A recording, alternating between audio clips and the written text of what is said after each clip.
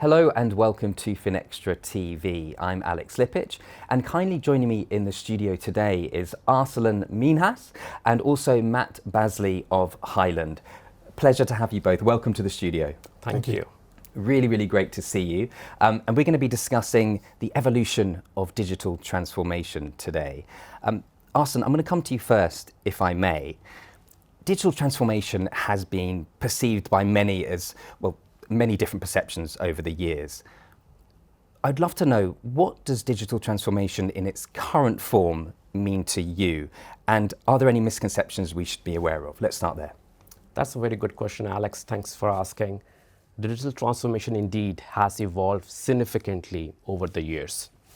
In its current manifestation, I must admit that it's all about leveraging advanced technologies like AI, blockchain, and cloud computing to fundamentally change how businesses interact with the customers today and even how services are delivered.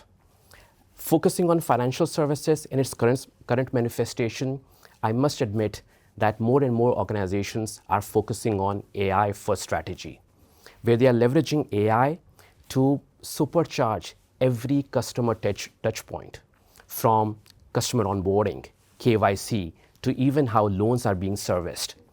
AI is being used to leverage and analyze huge amounts of data, very much like how skilled librarians organizes books so that they are able to provide precise recommendations. Talking about data, I have no doubt in stating that great AI starts with great data. And financial institutes are finally realizing the importance of this data. Of course, in every organization, you have both structured and unstructured data, but 80% or more than 80% of that data is unstructured data.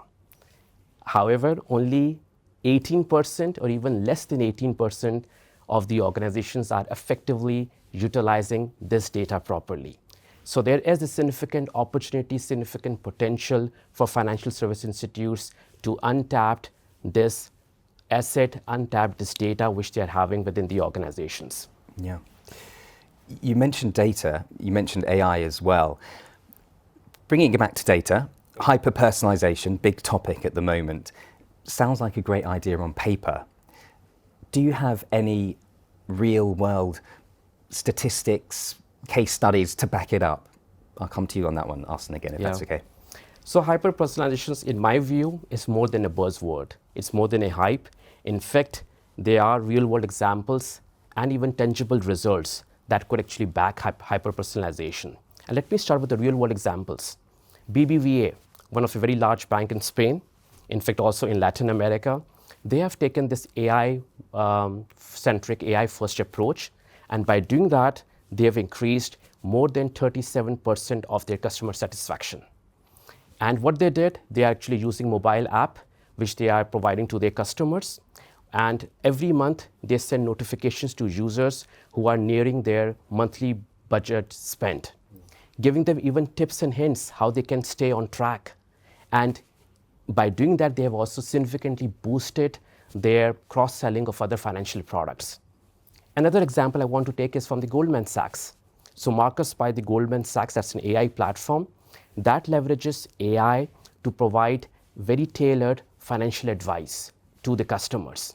And by doing that, it is improving the customer loyalty, as customers believe that the financial institute is taking care of their individual needs and preferences. Now let me move to the statistics that you've mentioned. According to a study, more than 53% of the consumers expect financial services institutes to be providing tailored experiences. Another research from Boston Consulting, it states that the successful hyper-personalization initiatives leverage tailored user experiences to enhance the customer lifetime value. So if you look at all these points, I have no doubt in stating that the future of financial services institutes will be belonging to those who are going to harness the power of hyper-personalization by providing unique and tailored experiences, meeting the needs of the individual customer requirements. Tailoring the user experiences. Really interesting insight. Thank you for sharing. I saw you nodding away at some of the points there. Did you want to elaborate at all on any of those? Well, yeah, I think customer experience and customer expectations is constantly evolving. We've all got used to this, what we call the Amazon experience, where you can go online, do something at the click of a button, have recommendations about what to do next, what you might be interested in. And I think that's something that needs to expand into financial services. And a lot of financial institutions have already started doing that. But by leveraging the sheer volume of unstructured data Arsalan alluded to there, they can really hyper-personalise that experience rather than just being tailored and personalised, which is the current status quo. You mentioned that large amount of data, which clearly comes into it when we talk about hyper-personalisation.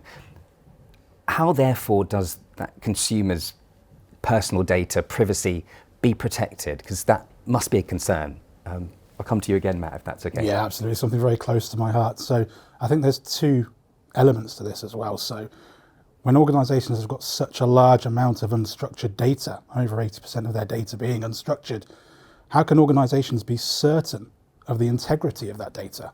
So I think the first thing organisations need to do is to get a handle and get a grip on all of that data that's already held within the organisation. Use best-in-class technologies and processes to be able to get insights and visibility of that data and ensure it's correctly controlled and processed to ensure privileges of, principles of least privileges are in place on that existing data. And then we look at moving forward and collecting more and more data to deliver this hyper-personalisation. What you need to be sure is that you're being clear and transparent with customers about what information you're going to collect from those customers, how you're going to use it, what your data processing capabilities and policies are, and why you're collecting it. Because if there's no value for the customer in you having that data and using that data, should we really be collecting it in the first place? And by minimizing the amount of data we're collecting and anonymizing data where possible, we then mitigate and reduce risks around that data. And it's all about having robust data governance in place. And that might be processes, policies, procedures, best-in-class systems that have excellent data governance and security controls. But for me, and one of the really key things, it's also about having a culture within an organization that embraces data governance. If you've got that as one of your core values, that you want to keep customer data safe from the top down throughout the organization, then every employee is going to be going above and beyond to deliver on that, not just ticking a box to be compliant with GDPR or SCREMS 2, but actually having it part of your day-to-day life that you care about customer data and keeping that data safe. And you know what? At the end of the day, you're going to be more personalized to your customers and they're going to feel like you're treating them more personally if you're keeping their information safe. I really like what you said there about the culture, and it's amazing to think of all the things going on behind the scenes to make sure that that data is being protected. Matt, Arsalan, absolute pleasure having you here. Thank you so much for joining us. It's been a pleasure, Alex. Thank you very much. Thank you both.